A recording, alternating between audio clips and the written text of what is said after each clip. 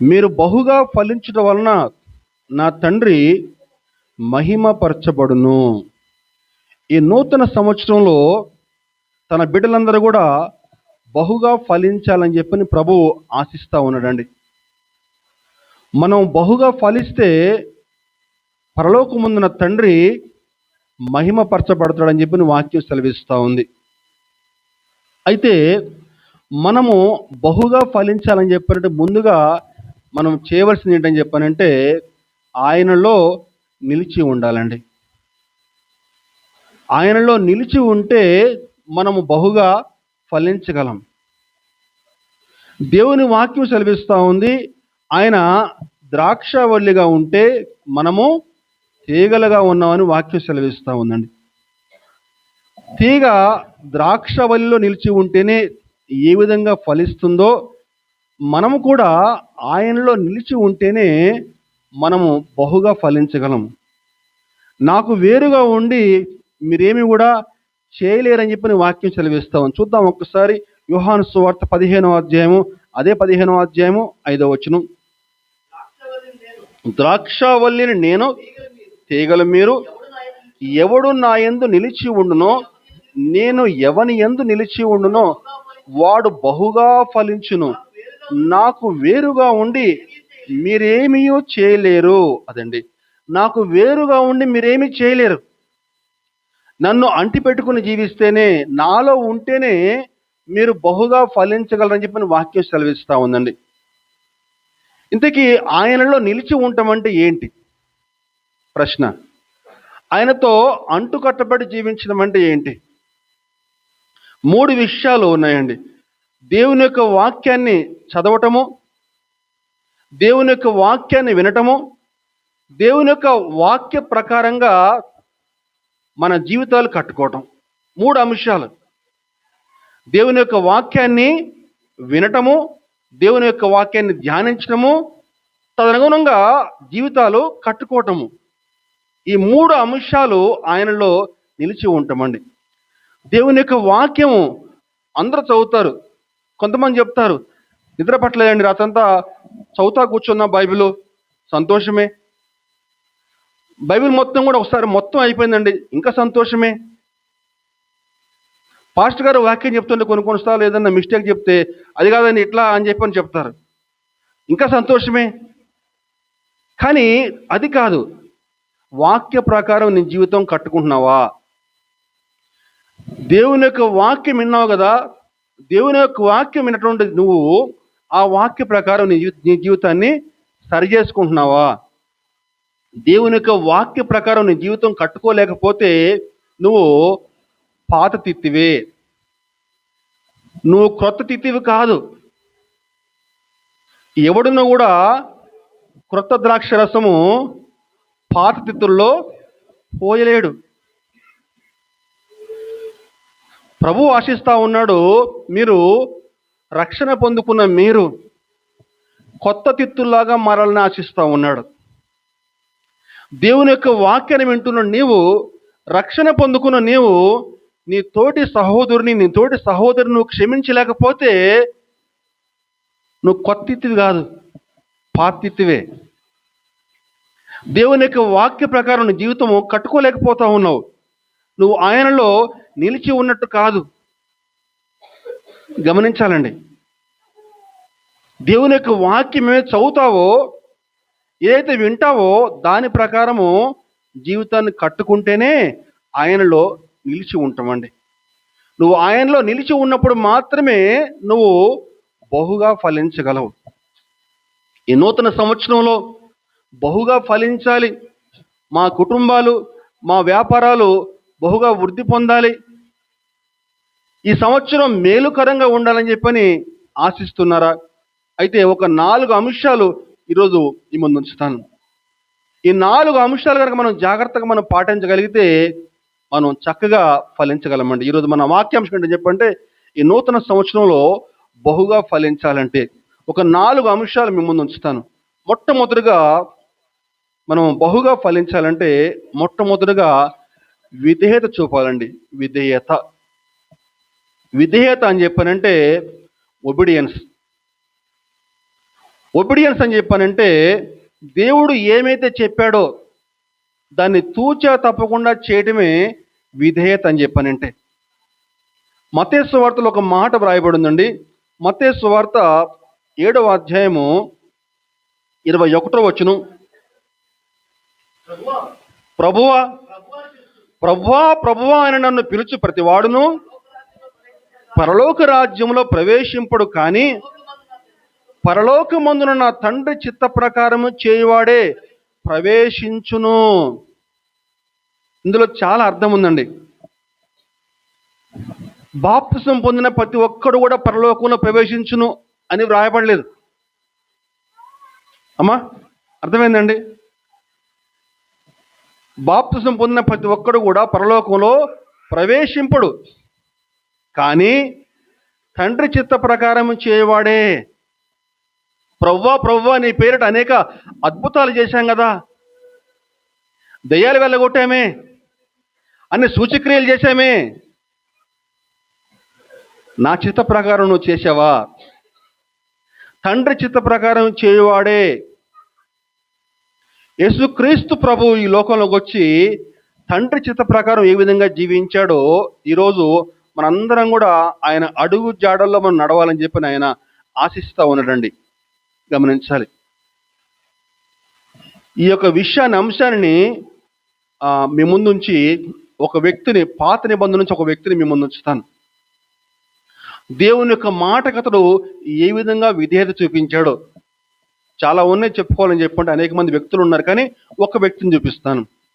పాత నిబంధనలో మనకి యెహోషువ అనేటువంటి ఒక వ్యక్తి కనిపిస్తాడు మనకి. యెహోషువ మోషే మరణించిన తర్వాత ఇశ్రాయేలీయులు నడిపించడానికి యెహోషువను దేవుడు ఎన్నుకుంటాడు. అయితే యెహోషువతో ప్రభువు మాట్లాడుతూ ఉన్నాడు. యెహోషువ గ్రంథము 1వ అధ్యాయము 8వ వచనం. ఈ ధర్మశాస్త్ర గ్రంథమును నీవు బోధింపక తప్పిపోకూడదు, దానిలో వ్రాయబడిన వాటన్నిటి ప్రకారము చేయుటకు నువ్వు జాగ్రత్త పడినట్లు దివారాత్రము దానిని ధ్యానించినడలా నీ మార్గమును వర్ధిల్ల చేసుకుని చక్కగా ప్రవర్తించదవు. గమనించాలండి. మోషే మరణించిన తర్వాత లక్షలాది మంది ఇశ్రాయేలీయులు నడిపించేటువంటి బాధ్యత యెహోషువ మీద పడింది. యెహోషువ వయసు అప్పుడు చిన్న వయసు. మోషేకు ఉన్నటువంటి అనుభవం యెహోషువకు లేదు. ప్రభువు యెహోషువతో మాట్లాడుతున్నాడు. యెహోషువ, భయపడొద్దు, నేను మోషేకు తోడే ఉన్నట్లుగా నీకును తోడే ఉంటాను. అయితే నువ్వేం చేయాలని చెప్పానంటే ఈ ధర్మశాస్త్ర గ్రంథమును నీవు బోధింపక తప్పిపోకూడదు. నెంబర్ 1. నెంబర్ 2, దానిలో వ్రాయబడిన వాటన్నిటి ప్రకారము చేయుటకు బోధించాలి. నెంబర్ 2, ఆ ప్రకారము చేయాలి. నెంబర్ 3, దివారాత్రము దానిని ధ్యానించాలండి. 3 అంశాలు ఉన్నాయండి. ధ్యానించాలి, బోధించాలి, దాని ప్రకారము జీవించాలి. ఏం చెప్పుకున్నా ఇప్పుడు నిలిచి ఉంటాను చెప్పానంటే దేవుని యొక్క వాక్యాన్ని చదవాలి, వినాలి, దాని ప్రకారం జీవితాలు కట్టుకోవాలి. ఇక్కడ కూడా దేవుడు యెహోషువతో ఏం చెప్తున్నాను చెప్పానంటే నువ్వు బోధించాలి, దాని ప్రకారం జీవించాలి, అలాగే ధ్యానించాలి. 3 అంశాలు చెప్తున్నాడండి. మరి యెహోషువ మరి ఆ ప్రకారం జీవించాడా? తూచ తప్పకుండా జీవించాడండి. దేవుడు ఏమైతే చెప్పాడో దాన్ని తూచ తప్పకుండా చేశాడండి. 1-2 విషయాలు మీ ముందు ఉంచుతాను. ఆనాడు మోషేకు ఇశ్రాయేలుని తీసుకొస్తా ఉంటే ఎర్ర సముద్రము ఏ విధంగా అడ్డం వచ్చిందో అలా వీరికి మొట్టమొదటిగా యోర్దాను నది అడ్డం వస్తుంది. యోర్దాను నది దాటితేనే ఎరుకో పట్టణాన్ని చేరుకుంటారు. యోర్ధన్ నది దాటాలని చెప్పేటప్పుడు యోర్ధన్ నది పరవళ్ళ దుఃఖత ప్రవహిస్తూ ఉంటుంది. ఆనాడు మోషేకైతే ప్రభు ఏం చెప్పాడని చెప్పానంటే, మోషే నువ్వు నీ చేయి పైకెత్తు. మోషే తన చేతిలోని కర్రను సముద్రం వైపు చాపినప్పుడు సముద్రము 2 పాయలుగా చీలిపోయింది. కానీ ఇక్కడ యెహోషువ అక్కడ చెప్పలేదు, నీ చేయి చాపని చెప్పలే. ఏమంటున్నాడని చెప్పానంటే, ఈ మందసాన్ని యాజకులు మోస్తూ యోర్ధను నదిలో కాలు పెట్టాలి. యోర్ధను నదిలో కాలు పెడితే యోర్ధను నది 2 పాయలుగా చీలిపోతుంది. జాగ్రత్తగా అర్థం చేసుకోవాలండి. యోర్ధను నది పరవళ దుఃఖత ప్రవహిస్తూ ఉంది. ఒక నది పరవళ దుఃఖత ప్రవహిస్తూ ఉంటే ఆ నదిలో కాలు పెట్టమని చెప్పినట్టు మామూలు మాటలు కాదు. ఆ మందసాన్ని ముందొక 4 వెనక 4 మోస్తా ఉన్నారు అనుకుందాం. అందరూ యాజకుల యొక్క అరికాళ్ళు ఆ నీటిలో మునగాలి. అలా నీటిలో మునగాలని చెప్పానంటే ముందున్నవాడు ఆల్మోస్ట్ సగం వరకు మునిగిపోతాడు. ఎంత ధైర్యం కావాలి, ఎంత విశ్వాసం కావాలి, ఎంత విధేయత కావాలి. దేవుడు యెహోషువతో మాట్లాడుతూ ఉన్నాడు. ఒక్కసారి చూద్దాం. యెహోషువ గ్రంథము 3వ అధ్యాయము 13వ వచనం. సర్వలోకనాథులకు యెహోవా నిబంధన మందసమును మోయు యాజకుల అరికాళ్ళు యోర్ధాను నీళ్లను ముట్టగానే యోర్ధాను నీళ్లు అనగా ఎగువ నుండి పారు నీళ్లు ఆపబడి ఏకరాశిగా నిలుచును. యాజకుల యొక్క కాళ్ళు ఆ యొక్క నదిని తాకగానే యోర్ధాను నది 2 పాయలుగా చీలిపోతుంది అని చెప్తున్నాడు ప్రభు. ఇప్పుడు యెహోషువ ఏం చేయాలి? వీళ్ళక్కడ యాజకులకు చెప్పాలి, అయ్యా ఇట్లా ఈ విధంగా నిబంధన మందసాన్ని మీరు మీరు ఆ యొక్క నదిలో కాలు పెడితే అప్పుడు నది 2 పాయలుగా చీలిపోతుంది అని చెప్పినప్పుడు వాళ్ళు అంగీకరించాలి దానికి. అంటే ఆనాటి స్థితి మనం ఒక్కసారి రివైండ్ చేసుకుందామండి. దేవుడు ఏమైతే చెప్పాడో యెహోషువకి దాన్ని తూచ తప్పకుండా యాజకులకు చెప్పటం, యాజకులు ఆ నిబంధన మందసాన్ని మోసుకుంటా ఆ యొక్క నదిలో కాలు పెట్టగానే యోర్ధన్ నది 2 పాయలుగా చీలిపోయిందండి. దేవునికి స్తోత్రం, హల్లెలూయా. ఆ నది 2 పాయలుగా చీలిపోయి నది మొత్తం కూడా ఒక పక్కన ఏకరాశిగా నిలిచిందటండి. అలాగే నది కూడా మొత్తం ఆరిపోయి 6 నెలలాగా అయిపోయిందట. క్షేమకరంగా అందరూ కూడా యోర్ధన్ నది దాటిపోయారు. అంటే విధేయత చూపిస్తే ప్రతిఫలం మీకు వివరించే ప్రయత్నం చేస్తూ ఉన్నాను. రెండవదిగా ఎరుకో పట్టణం దగ్గరికి వచ్చేసరికి ఎరుకో ప్రాకారాల సంగతి. ఎరుకో ప్రాకారాలు చాలా బలీయంగా ఉంటాయి. దేవుడు చెప్తున్నాడు ఏంటని చెప్పానంటే, అయ్యా మీరు ఎరుకో ప్రాకారం చుట్టూ కూడా మీరు 6 రోజుల పాటు రోజుకు ఒక్క మారు మీరు మౌనంగా తిరగాలి, ఒక్క శబ్దం కూడా చేయకూడదు. 7వ రోజు 7 మారులు యాజకులు బూరలు ఊదుతూ ఉండగా మీరందరూ ఏం చేయాలి? గట్టిగా కేకలు, ఆర్భాటంతో కేకలు వేయాలి. అలా కేకలు వేస్తే ఆ ప్రాకారాలు కూలిపోతాయి. అది దేవుడిచ్చిన ఆజ్ఞ అండి. ప్రభువా ఇంతకుముందు ఎప్పుడైనా జరిగిందా? కేకలు వేస్తే ప్రాకారాలు కూలిపోవటం ఏంటి ప్రభువా అని చెప్పని యెహోషువ దేవుని ప్రశ్నించలేదండి. మాట మాట్లాడకుండా 6 రోజుల పాటు మౌనంగా ఒక రౌండ్ వేశారు.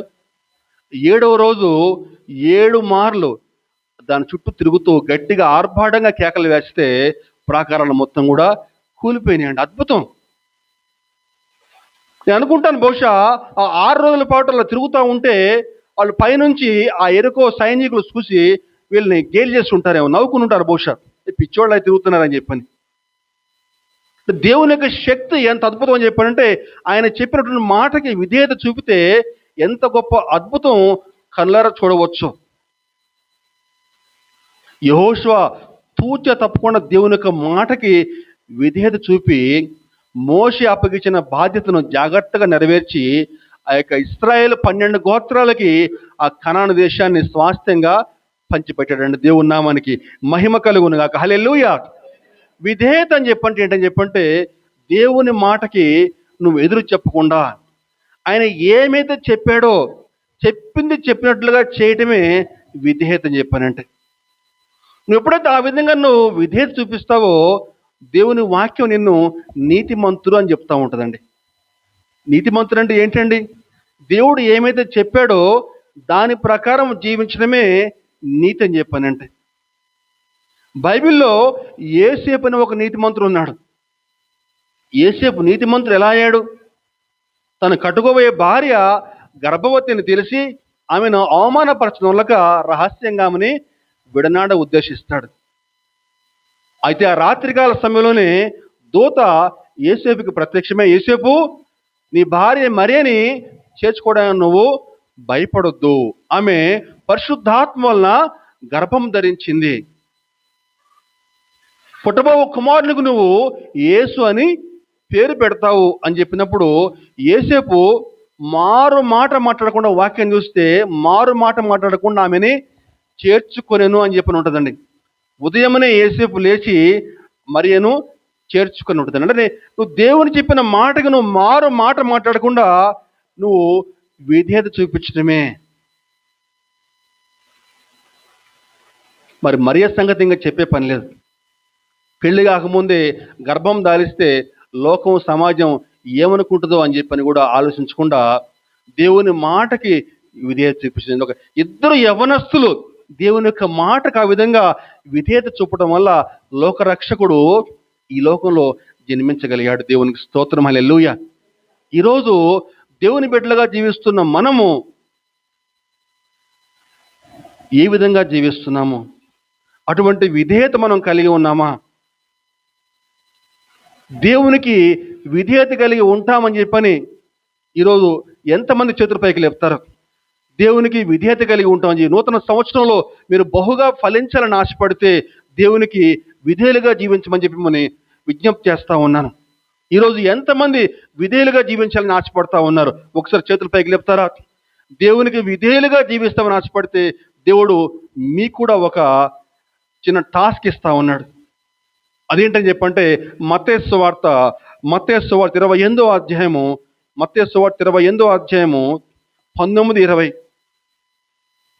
28వ అధ్యాయం 19-20. కాబట్టి మీరు వెళ్ళి సమస్త జనులను శిష్యులుగా చేడి తండ్రి యొక్కయు కుమారుని యొక్కయు పరిశుద్ధాత్మ యొక్కయు నామములోకి వారికి బాప్తిసం ఇచ్చుచు నేను మీకు ఏ ఏ సంగతులు ఆజ్ఞాపించుతునో వాటినన్నిటినీ గైకొనవలనని వారికి బోధించుడి. ఇదిగో నేను యుగ సమాప్తి వరకు సదాకాలము మీతో కూడా ఉన్నాను. దేవునికి విధేయునిగా నువ్వు జీవించాలని ఆశపడితే ఇదిగో దేవుడు నీకు ఒక పని అప్పచెప్తా ఉన్నాడు. ఏ పని అండి అది? సర్వలోకమునికి వెళ్ళి సర్వ సృష్టికి సువార్తను ప్రకటించి అనేకులను మతం మార్చమని చెప్పలేదండి, అనేకులను శిష్యులుగా చేయండి. ఎలా చేయాలి? ఎలా చేయాలండి? అక్కడ ఒక మాట రాసి పెట్టి ఉందండి. ఏంటని చెప్పంటే నేను మీకు ఏ ఏ సంగతులు ఆజ్ఞాపించుతునో వాటన్నిటినీ గైకొన వాళ్ళు. నేను మీకు ఏ సంగతులు ఆజ్ఞాపించుతునో. ఆనాడు ప్రభు శిష్యులకు అనేక విషయాలు చెప్పాడు. దేవుని రాజ్యం గురించి చెప్పాడు, విత్తవాని ఉపమానం గురించి చెప్పాడు, సువార్తకి వెళ్ళాలని చెప్పాడు, ఎలా వెళ్ళాలని చెప్పాడు, పరిచయాల గురించి చెప్పాడు, కొండ మీద ప్రసంగం చెప్పాడు, ఎన్నో విషయాలు చెప్పాడు. ఇదిగో ఈరోజు మన ముందు కూడా 4 సువార్తలు ఉన్నాయి. మత్తయి, మార్కు, లూకా, యోహాను. ఇదిగో ఈ 4 సువార్తలు చెప్పినటువంటి మాటలు మనం జాగ్రత్తగా ధ్యానిస్తా నేను మీకు ఏం బోధించుతున్న వాటిని జాగ్రత్తగా అధ్యయనం చేస్తూ వాటి ప్రకారం మీరు అనేకులకు బోధించి అనేకులను శిష్యులుగా చేయుడి. అనేక మందిని శిష్యులుగా చేయండి. నూతన సంవత్సరంలో దేవుడు మనకు ఒక ఆజ్ఞ జారీ చేస్తా ఉన్నాడు. దేవునికి విధేయులుగా జీవిస్తామని చెప్పి చేతుల పైకి లేపారు. సర్వలోకానికి వెళ్ళి సర్వ సృష్టికి సువార్త ప్రకటించి మతం మారమని చెప్పని కాదు, మతం మార్చమని కాదండి, శిష్యులుగా చేయండి. దేవునికి స్తోత్రం కలుగునుగాక, హల్లెలూయా. ఇది మొట్టమొదటిగా ఫలించాలని చెప్పంటే మొట్టమొదటిగా విధేయత చూపాలి. నెంబర్ 2 ప్రార్థన. యోహాను సువార్త 16వ అధ్యాయము 23వ వచనం చూస్తే, యోహాను సువార్త 16వ అధ్యాయం 23వ వచనం. ఆ, మీరు తండ్రిని నా పేరట ఏమి అడిగినను ఆయన మీకు అనుగ్రహించునని మీతో నిశ్చయముగా చెప్పుచున్నాను. అదండి, తండ్రిని నా పేరట ఏమడిగినను. ఎవరి పేరట అడగాలి? యేసు నామములో అడగాలండి. ఈనాడు కొంతమంది మరియమ్మ గారి పేరట అడుగుతూ ఉంటారు. మరియమ్మ గారిని ముందుంచుకుని పైన ఆ తండ్రిని అడుగుతూ ఉంటారు. అది పొరపాటు అండి. మరి కొంతమంది పునీతుల మధ్యలో ఉంచుకుని ప్రార్థన చేస్తూ ఉంటారు. పునీత పౌలు, పునీత జోజమ్మ, ఇంకా రకరకాల పేర్లు ఉంటాయి. అది పొరపాటు అండి. ఎవరి నామములో అడగాలి? యేసు నామములో నా పేరట ఏమడిగినను. యేసుక్రీస్తు నామం ఎంత శక్తిమైందో, ఎంత శక్తివంతమైందో ఈనాడు అనేక మంది గ్రహించలేకపోతున్నారు. కానీ ఆనాడు ఆది అపొస్తలులు గ్రహించగలిగారు. యేసుక్రీస్తు నామం ఎంత శక్తివంతమైందో గ్రహించి అనేక అద్భుతాలు చేయగలిగారండి. దయ్యాలని వెళ్ళగొట్టగలిగారు, కుంటివారిని లేపగలిగారు, సాతాను శక్తులు వెళ్ళగొట్టగలిగారు. వారు పట్టుకున్న రుమాలు వేరే వాళ్ళు పట్టుకుంటే వారికి ఉన్నటువంటి జబ్బులు మొత్తం నయమైపోయి, వారి నడుము యొక్క ఈ యొక్క నడికట్టు వేరే వాళ్ళు పట్టుకుంటే జబ్బులు నయమైపోయి, వారు నడిచి వస్తూ ఉంటే వారి నీడ ఒకరి మీద పడితే లేచి కూర్చునే వాళ్ళండి. యేసుక్రీస్తు నామం ఎంత శక్తివంతమైందో ఆనాడు వారు గ్రహించారు. ఎన్నో అద్భుతాలు చేయగలిగారండి. అయితే అన్ని అద్భుతాలు చేసినటువంటి పౌలు గారు ఒక మాట అక్కడ వ్రాశారండి. 2 కొరింథీ 3వ అధ్యాయము 4-5 వచనాలు మనం చూస్తే, క్రీస్తు ద్వారా దేవుని ఎడల మాకిట్టి నమ్మకం కలదు, మా వలన ఏదైనా అయినట్లుగా ఆలోచించుటకు మా ఎంతట మేమే సమర్థులము కాదు, మా సామర్థ్యము దేవుని వల్లనే కలిగి ఉన్నది. గమనించాలండి, అద్భుతమైన మాట అండి. నాలో ఏ జ్ఞానం లేదు, నాలో ఏ సామర్థ్యం లేదు, పరిచర్య చేయటకు అసలు నాకు ఎటువంటి అర్హత లేదని చెప్తున్నాడు. ఎవరు చెప్తున్నారండి ఈ మాటలు? పౌలు గారు చెప్తున్నారండి. అనేక సంఘాలు కట్టిన పౌలు గారు తన పరిచర్య కాలంలో 3 మిషనరీ యాత్రలు చేసినటువంటి పౌలు గారు, ఎన్నో సంఘాలకి పత్రికలు రాసి వారిని బలపరిచినటువంటి పౌలు గారు ఏం మాట్లాడుతున్నాడండి? నాలో ఎటువంటి సామర్థ్యం లేదు, నాలో ఎటువంటి జ్ఞానం లేదు, పరిచర్యకు అసలు నేను అర్హుణ్ణే కాదని చెప్తున్నాడు ఇక్కడ. ఈరోజు మన ప్రార్థన జీవితం ఎట్లా ఉండాలని చెప్పానంటే, మన సామర్థ్యము క్రీస్తు వలనే అని చెప్పని మనం నమ్మగలగాలండి. మనలో ఎటువంటి సామర్థ్యం లేదు, కానీ క్రీస్తులో సామర్థ్యం ఉందని చెప్పి నువ్వు నమ్మగలగాలి. గమనించాలి, ఆనాడు యేసుక్రీస్తు వద్దకి ఆ పరిచారకులు నీళ్లు పట్టుకొచ్చారు, కానీ ప్రభువు ఆ నీటిని ద్రాక్షరసంగా మార్చాడు. ఆరో శిష్యులు యేసుప్రభు వద్దకి 5 రొట్టెలు 2 చేపలు పట్టుకొచ్చారు అంతే, కానీ ప్రభువు వాటిని దీవించి 5,000 మందికి ఆహారంగా పంచిపెట్టగలిగాడు. ఈరోజు నీ ప్రార్థన క్రీస్తు కేంద్రంగా ఉన్నట్లయితే, సామర్థ్యం నీలో లేదు క్రీస్తులో ఉంది అని చెప్పి నువ్వు ప్రార్థన చేస్తే అటువంటి అద్భుతాలు నీ ద్వారా కూడా చేయించగలడు. దేవునికి స్తోత్రం, హల్లెలూయా. పౌలు గారు చక్కని సందేశం ఇస్తా ఉన్నాడండి. ఇంకొంచెం ముందుకెళ్తే మనకి ఎఫెసీ పత్రికలో కూడా మరొక మాట ఉందండి. ఎఫెసీ పత్రికలో 3వ అధ్యాయం 20 వచనంలో, ఎఫెసీ 3:20 చూస్తే,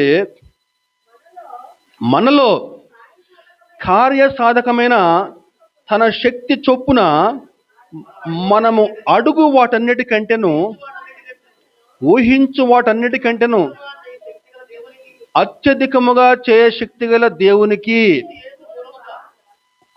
గమనించాలండి, అత్యధికముగా చేయ శక్తి గల దేవునికి. ఎలా అండి? నువ్వు అడిగిన వాటికంటే, నువ్వు ఊహించిన వాటికంటే ఇంకా అధికంగా చేయాలని చెప్పి దేవుడు ఇష్టపడతా ఉన్నాడు. ఎప్పుడు చేస్తాడు అట్లా అని చెప్పానంటే, నీ ప్రార్థన దేవునికి అనుకూలంగా ఉంటే, నీ హృదయంలో నువ్వు దేవునికి స్థానం ఇచ్చినట్లయితే,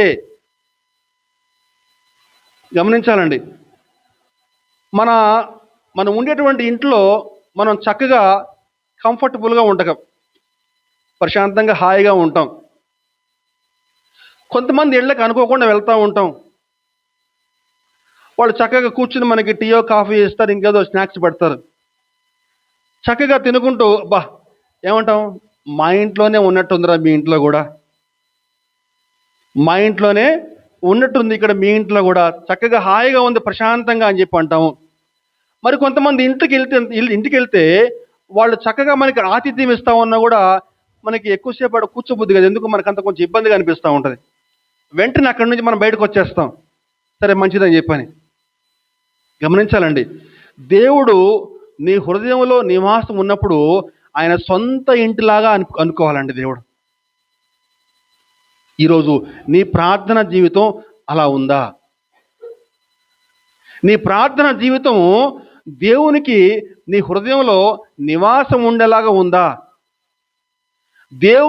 దేవునికి నీ హృదయంలో నివాసం ఉండేలాగా నీ ప్రార్థనా జీవితం ఉంటే దేవుడు నువ్వు అడిగిన వాటికంటే, ఊహించిన వాటికంటే మరింత అద్భుతంగా దేవుడు గొప్ప గొప్ప కార్యాలు చేయగలడండి. దేవుని నామానికి మహిమ కలుగునుగాక. హల్లెలూయా. ఈ నూతన సంవత్సరంలో దేవుడు నిన్ను అత్యధికంగా జీవించాలని చెప్పంటే, నువ్వు బహుగా ఫలించాలంటే ఏం చేయాలి తెలుసా? మీ ప్రార్థన సమయాన్ని పొడిగించుకోవాలి. మీ మోకాళ్ళ ప్రార్థన సమయాన్ని 5 నిమిషాల సమయాన్ని ఏం చేయాలంటే పావు గంటకు పొడిగించాలి. పావు గంట సమయాన్ని అరగంటకు పొడిగించాలండి. ఎంతసేపు దేవుని యొక్క సన్నిధిలో మోకాళ్ళు వేయగలుగుతున్నారు? నీ ప్రార్థన సమయాన్ని పొడిగించుకుని దేవునితో నువ్వు ఎక్కువగా సమయం నువ్వు గడపగలిగినట్లయితే, నీ హృదయంలో దేవునికి చక్కగా స్థానం కల్పించి ఆయన చక్కగా కంఫర్టబుల్గా నీ హృదయంలో నివాసం ఉండేలాగా నీ ప్రార్థనా జీవితం ఉంటే, నువ్వు అడిగినట్లుగా నువ్వు చక్కగా యెబ్బేజు ప్రార్థన వలె, యెబ్బేజు ఏ విధంగా అడిగిన వెంటనే ఎలా అయితే పొందుకున్నాడో ఆశీర్వాదాలు, దీవెనలు, నువ్వు కూడా అదే విధంగా పొందుకుంటావు. దేవునికి స్తోత్రం కలుగునుగాక. హల్లెలూయా. ఇది 2వ అంశం అండి. 3వ అంశానికి వస్తే, 3వ అంశం ఏం చెప్పుకున్నామండి? ఇప్పుడు మొట్టమొదటిగా విధేయత, నెంబర్ 2 ప్రార్థన చెప్పుకున్నాం. 3వ అంశంకి వస్తే సాత్వికత, వినయము. సాత్వికత అని చెప్పానంటే ఇంగ్లీష్లో ఏమంటామండి సాత్వికతని? ఎవరైనా చెప్పగలుగుతారా? హంబుల్నెస్ అండి. విధేయత, వినయం. సాత్వికత అని చెప్పానంటే వినయం అండి. ఇంగ్లీష్లో హంబుల్నెస్ అని చెప్పి అంటారు అనమాట. మత్తయి సువార్త 11వ అధ్యాయము 29వ వచనం చూస్తే, మత్తయి సువార్త 11:29, నేను సాత్వికుడును దీన మనస్సు గలవాడును కనుక మీ మీద నా కాడి ఎత్తుకుని నా యొద్ద నేర్చుకొనుడి, అప్పుడు మీ ప్రాణములకు విశ్రాంతి దొరుకును. గమనించాలండి, నేను ఎలా సాత్వికునిగా ఉన్నానో మీరేం చేయాలని చెప్పానంటే, మీ మీద నా కాడి ఎత్తుకుని నేర్చుకోండి అని చెప్తున్నాడు ప్రభు. జాగ్రత్తగా అర్థం చేసుకుందామండి. కాడి ఎత్తుకుని అదండి, నేను సాత్వికుడును దీన మనస్సు గలవాడును కనుక మీ మీద నా కాడి ఎత్తుకుని, మీ మీద నా కాడి ఎత్తుకుని. జాగ్రత్తగా గమనిద్దామండి. ఈనాడు చాలామంది ఏంటని చెప్పారంటే, దేవుని యొక్క వాక్యం ఎలా చెప్పాలి, అద్భుతాలు ఎలా చేయాలి, ఆ స్టేజ్ మీద ఆ సేవకుడు కొన్ని లక్షల మందికి బాగా వాక్యం చెప్పాడే, నేను కూడా అలా వాక్యం చెప్పాలి, దయ్యాలను ఎలా వెళ్ళగొట్టాలి, భాషలతో ఎలా మాట్లాడాలి, అద్భుతంగా వాయిద్యాలు ఎలా వాయించాలి, ఇది నేర్చుకోవాలని చెప్పి ఆశపడుతూ ఉంటారు. కానీ ప్రభు చెప్తున్నాడు, మీరు సాత్వికత్వము, దీనత్వము మొట్టమొదటగా మీరు నేర్చుకోండి అని చెప్తున్నాడు. రెండే చెప్పాడు, సాత్వికత్వము, దీనత్వం నేర్చుకోండి అని చెప్తున్నాడండి. ఎందుకని చెప్పానంటే, మనమందరం కూడా ఆదాము గారి సంతానం కాబట్టి మన హృదయాలు కఠిన హృదయాలండి.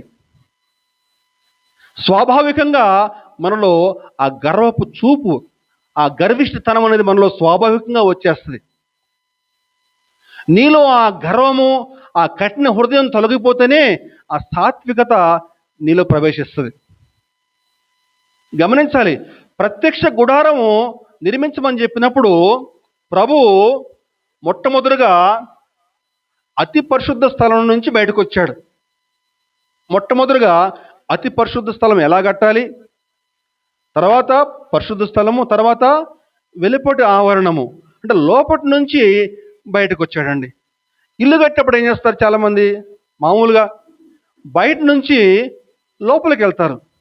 కానీ ప్రభువు బయట నుంచి లోపలికి వెళ్ళడు, లోపటి నుంచి బయటకు వస్తాడనమాట. అంటే నీకు బాహ్యం ఎలా ఉందో ఆయనకు అక్కర్లేదు, కానీ నీ అంతరంగం ఎలా ఉందో, దేవునికి స్తోత్రం, హల్లెలూయా. నీ అంతరంగం ఎలా ఉందో అది కావాలి ఆయనకి. నీ అంతరంగాన్ని చూసేటువంటి వాడు. సాత్వికుడిలాగా నటించొద్దండి, భక్తిపరులాగా నటించొద్దు. ఆయనకి అన్నీ తెలుసు, ఎందుకంటే ఆయన నీ హృదయాన్ని చూస్తాడు. నీ హృదయం ఎలా ఉంది. కొంతమంది భక్తిపరులాగా యాక్ట్ చేస్తూ ఉంటారు, అది వద్దు. సాత్వికత్వము, దీనత్వము నా యొద్ద నేర్చుకోండి అని చెప్పని వాక్యం సెలవిస్తూ ఉంది. ఏంటి సాత్వికత్వం అని చెప్పానంటే, చాలామంది సాత్వికత్వం అని చెప్పానంటే ఏదో చేతగాంతనం అని చెప్పి అనుకుంటారు. కానీ సాత్వికత్వం అని చెప్పంటే చేతగాంతనం కాదండి. నీకున్న బలము, నీకున్న కోపము, నీకున్న ఆగ్రహము అన్నీ కూడా పక్కన పెట్టి దేవుని మహిమ కొరకు జీవించడమే సాత్వికత అని చెప్పానంటే. ఎదుటివారిని తిట్టినప్పుడు, కొట్టినప్పుడు నువ్వు తిరిగి వాళ్ళని కొట్టగలవు. కొట్టగలిగిన బలం నీకుంది, తిట్టగలిగిన నోరు కూడా నీకుంది.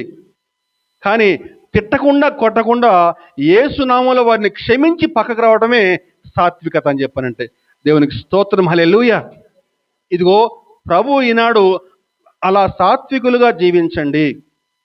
సాత్వికత్వము, దీనత్వము.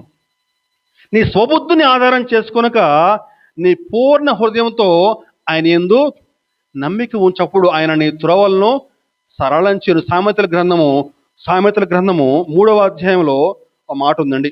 సామెతలు 3:5-6.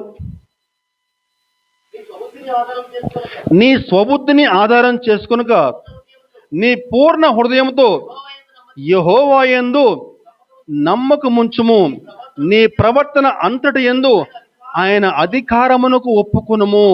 అప్పుడు ఆయన నీ త్రోవలను సరళించును. ఆయన అధికారమునకు సంపూర్తిగా ఒప్పుకొని, ఆయన బలిష్టమైన చేతి కింద నువ్వు దీన మనసుతో నువ్వు జీవించినప్పుడు ఆయన నీ పట్ల గొప్ప గొప్ప అద్భుతాలు చేస్తాడండి. అనేక ఆశ్చర్య కార్యాలు నీ జీవితంలో జరిగించగలడు. మోషే ఐగుప్తులో ఉన్నప్పుడు అన్ని రకాల యుద్ధ విద్యలు వచ్చు. ఐగుప్తు జ్ఞానం, గొప్ప జ్ఞానం, పిరమిడ్లు కట్టేంత జ్ఞానం, ఏమండి, సకల శాస్త్ర పారంగతుడు మోషే. కానీ అటువంటి జ్ఞానం ఏమి కూడా ఇశ్రాయేలీయులను విడిపించడానికి పనికిరాలే. కానీ ఆ మిద్యాను అరణ్యంలో దేవుడు 40 ఏళ్ల పాటు మోషేని నలగొట్టేశాడు. ఆ 40 ఏళ్ల కాలంలో మోషకున్నటువంటి జ్ఞానము, ఐగుప్తు జ్ఞానము, ఆ యొక్క యుద్ధ విద్యలు మొత్తం అన్నీ కూడా పోయి దాని స్థానంలో సాత్వికత, దీనత్వం వచ్చి చేరిందండి. అదిగో అప్పుడు ప్రభు ఆ మండుచున్న పొదల నుంచి మోషేని పిలుస్తూ ఉన్నాడు. మోషే, ఐగుప్తుకి వెళ్ళి నా ప్రజలను విడిపించని చెప్తున్నాడు. అప్పుడు చెప్తున్నాడు, ఈ భూమి మీద ఉన్న వారిలో మిక్కిలి సాత్వికుడు మోషే అని చెప్పిన ప్రభు మోషే గురించి సాక్ష్యం ఇస్తూ ఉన్నాడండి. దీనత్వము, సాత్వికత. దీనత్వము, సాత్వికత నేర్చుకుంటే అక్కడ మాట వాయిబడి ఉంది. ఆ మాట జాగ్రత్తగా మనం గమనించాలండి. నా యొద్ద నేర్చుకునేటప్పుడు మీ ప్రాణములకు విశ్రాంతి దొరుకును. చూస్తారా వాక్యం ఒకసారి? మత్తయి 11:29. నేను సాత్వికుడును, దీన మనస్సు గలవాడును కనుక మీ మీద నా కాడు ఎత్తుకుని నా యొద్ద నేర్చుకునుడి, అప్పుడు మీ ప్రాణములకు విశ్రాంతి దొరుకును. ఈనాడు సాత్వికత్వము, దీనత్వము నేర్చుకోవడానికి చాలామంది ఇష్టపడట్లేదు. అందుకని వారి ప్రాణాలకి విశ్రాంతి దొరకట్లేదండి. మీ ప్రాణాలకు విశ్రాంతి కావాలని చెప్పానంటే, మీ ప్రాణాలకు నెమ్మది కావాలని చెప్పండి, ఇదిగో ఈ సాత్వికత, దీనత్వం నేర్చుకోమని చెప్తున్నాడు ప్రభు. మీరు బహుగా ఫలించాలని చెప్పని ఆశిస్తూ ఉంటే, ఈ సంవత్సరంలో మీరు బహుగా ఫలించాలని చెప్పని ఆశిస్తూ ఉంటే, మొట్టమొదటిగా ఈ సాత్వికత నేర్చుకోవాలి. 3 అంశాలు చెప్పుకున్నామండి. చిట్ట చివరి అంశము ప్రేమ. మొట్టమొదటిగా విధేయత, నెంబర్ 2 ప్రార్థన, 3వది సాత్వికత, చివరిగా ప్రేమ అండి. ఎఫెసీ పత్రిక 5వ అధ్యాయము 1-2 వచనాలు. కావున మీరు ప్రియులైన పిల్లల వలె దేవుని పోలి నడుచుకునుడి. క్రీస్తు మిమ్మును ప్రేమించి పరిమళ వాసనగా ఉండుటకు మన కొరకు తన్ను తాను దేవునికి అర్పణముగాను బలిగాను అప్పగించుకును. అలాగుననే మీరును ప్రేమ కలిగి నడుచుకునుడి. ప్రేమ కలిగి నడుచుకోవడం అని చెప్పంటే మాటల్లో చెప్పడం కాదండి, క్రియల్లో చూపించడం అన్నమాట. ఇప్పుడు నేను చెప్పాను కదా, ఏం చెప్పానండి? ఎదుటి వ్యక్తిని క్షమించగలగటం, ఎదుటి వ్యక్తితోటి సహనంతో వ్యవహరించడం. అదిగో నువ్వు ఆ విధంగా చేసినప్పుడే దేవుని యొక్క ప్రేమ నీలో నిలవగలదండి. దేవుని యొక్క ప్రేమలో మనం నిలిస్తేనే మనం అధికంగా ఫలించగలం. దేవుని ప్రేమ ఎటువంటి ప్రేమ అని చెప్పారంటే, నశించు వారిని వెతికి రక్షించుటకు ఆయన ఈ లోకానికి వచ్చాను. అలాగే మనం కూడా దేవుని యొక్క ప్రేమ మనలో ఉండాలని చెప్పానంటే, నశించు వారి పట్ల, మన చుట్టూ ఎంతోమంది నశించిపోయేవారు ఉన్నారు. మన కుటుంబ సభ్యులే రక్షణలోకి రాని వారు ఉన్నారు. సహోదరి బాధపడతా ఉంది, మా పిల్లలు మందిరానికి రావట్లేదని చెప్పని. ఈరోజు అనేక మంది ఆ విధంగా మందిరానికి రాకుండా, మందిరానికి దూరంగా ఉండి క్రీస్తు ప్రేమ తెలియకుండా ఎంతోమంది ఈరోజు జీవిస్తూ ఉన్నారు. అదిగో అటువంటి వారి పట్ల ప్రేమ కలిగి నువ్వు దేవుని యొక్క సువార్త చెప్తానే, ఓకే వచ్చేవారు నుంచి మందిరానికి వస్తా అని చెప్పి వాళ్ళు ఏమనరు. నీకు వ్యతిరేకంగా మాట్లాడతారు, తిడతారు, గద్దిస్తారు నిన్ను. కానీ మళ్ళా నువ్వు వారికి దేవుని యొక్క సువార్త, దేవుని యొక్క వాక్యం ప్రకటించి దేవుని యొక్క ప్రేమ వారికి చూపించగలగాలి. దేవుని యొక్క ప్రేమ అంటే ఎట్లా ఉంటుందో ఒక చిన్న సందర్భం. పేతురు గారు యేసుక్రీస్తుతోటి అంతకాలం పాటు సహవాసం చేసి యేసు ప్రభువుని పట్టుకోగానే 3 సార్లు బొంకాడండి. యేసు ఎవరో నాకు తెలియదని చెప్పని బొంకేశాడు. నిజంగా ఆ స్థానంలో మనం ఉంటే కనుక గుండె పగిలిపోయి ఉండేది, అవునా కదా? మనతో ఒక వ్యక్తి 3-4 ఏళ్ళు సహవాసం చేసి బయటికి వెళ్ళి ఆయన ఎవరో నాకు తెలియదని చెప్పండి, ఎంత కోపం వస్తుంది, చాలా బాధ అనిపిస్తుంది. అనేక మంది మనల్ని ఎంతోమంది మోసం చేస్తుంటారు, మనకెంతో బాధ వేసి ఉంటుంది. కానీ యేసు ప్రభు యొక్క గుండె పగలేదండి. పేతురు ఆ విధంగా చేస్తాడని చెప్పి ఆయనకు ముందే తెలిసి పేతురు కోసం ప్రార్థన చేశాడు ప్రభు. చూద్దాం వాక్యం అది. లూకా సువార్త 22వ అధ్యాయము 31-32 వచనాలు. అంటే దేవుని యొక్క ప్రేమ ఎలా ఉంటుందో చూపిస్తున్నాను. లూకా సువార్త 22వ అధ్యాయము 31-32. సీమోను, ఇదిగో సాతాను మిమ్మును పట్టి గోధుమల వల్లే జల్లించుటకు మిమ్మును కోరుకొనెను, కానీ నీ నమ్మిక తప్పిపోకుండానట్లు నేను నీ కొరకు వేడుకొంటిని అనే మాట మనం అండర్లైన్ చేసుకుందామండి. సాతాను మిమ్మల్ని గోధుమల్లాగా జల్లిస్తాడు, కానీ నీ నమ్మిక తప్పిపోకున్నట్లు నేను నీ కొరకు వేడుకొంటిని. ఆ విధంగా పేతురు అబద్ధం ఆడతాడు, బొంకుతాడని చెప్పని ప్రభుకు తెలుసు. ముందే తెలిసి పేతురు కోసం ఆయన ప్రార్థన చేస్తూ ఉన్నాడండి. ఏముంది అక్కడ? నీ మనసు తిరిగిన తర్వాత నీ సహోదరులను స్థిరపరచమని చెప్పాను. పేతురుని క్షమించేశాడు ప్రభు. తర్వాత పేతురు ఎంత గొప్పగా పరిచయం చేశాడో మనకందరికీ బాగా తెలుసు. దేవుని ప్రేమ అని చెప్పంటే ఇలా ఉంటుందండి. అటువంటి ప్రేమలో మనం నిలిచి ఉండాలని చెప్పి వాక్యం సెలవిస్తూ ఉందండి. ఇదిగో ఈ 4 అంశాలు కనుక మనం జాగ్రత్తగా మననం చేసుకుంటూ విధేయత కలిగి దేవుడు ఏమైతే చెప్పాడో చెప్పినట్లుగా తూచ తప్పకుండా జాగ్రత్తగా పాటిస్తూ ప్రార్థనలో బలంగా ముందుకు సాగుతా మనలో ఎటువంటి శక్తి లేదు కానీ దేవునిలో శక్తి ఉందని చెప్పి నువ్వు విశ్వసించి నీ హృదయంలో యేసయ్యకు స్థానం ఉండేట్లుగా నీ ప్రార్థనా జీవితం ఉంచుకుని అలాగే సాత్వికురుగా దీన మనసు కలిగి జీవించి బలిష్టమైన ఆయన చేతి కింద నువ్వు జీవించగలిగితే ప్రేమ కలిగి జీవించగలిగితే నువ్వు అద్భుతంగా ఫలించగలవండి. దేవుడి కృప ఈ సంవత్సరం మనలో ప్రతి ఒక్కరికి కలగచేయునుగాక. ఆమెన్.